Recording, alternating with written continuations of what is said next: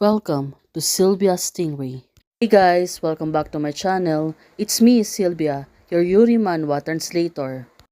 Hey guys, good morning. Let me present you the new manhwa called The Heroine of the Black Moonlight Always Want to Mark Me. Chapter 0. So here it is.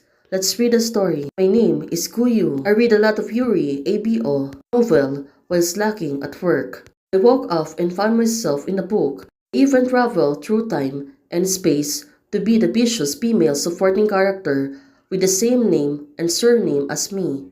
Now, since she already in a different side of world, now she's the one who's going to punish by the heroine in the book. The heroine in the book, called Suye, has been targeted and punished by me. Well, the girl seems to be promising, and also she looks really beautiful. Suye, she looks really vulnerable. The white pale skin, also pink hair. She looks really gorgeous. Things continue to develop like this. Without the halo of the protagonist, I will definitely go right now. She was thinking that at this moment, it's been like a doom. This girl, what is she going to do? How can she come back to the real world?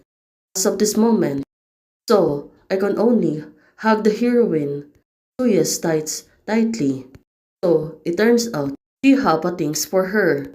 Now, looking at this wolf, it's like she's going to hunt her. Oh, she was barking. Also, she was ready. Gets her free anytime. This masquerade, everyone has a secret. Oh, she's been looking for this. Also, she can able to grab the heroine. Also, like punishing her. Heroine of this novel and also this world. She is really gorgeous, also quite person. But now, looking at forward, she and herself, what is she going to do to get the heroine of this book?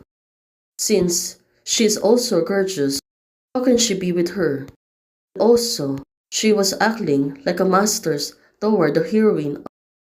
Now, it really makes sense. The chessboard is ready. A hunting game with no regrets is about to begin. So, right now, she's going to act like she was the hunter. Now, she has a prey. And also, heroine is her prey. See on what's gonna happen. Since, right now, she was hesitating in this game. Who will play to be the hunter? She and the heroine. Two of them staring to each other. With that look and also, she will get tricky.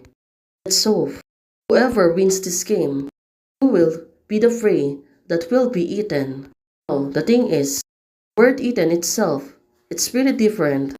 Being a flight, and the hunter win the game. Well, let's see what will happen. And we are really looking forward for the two of them.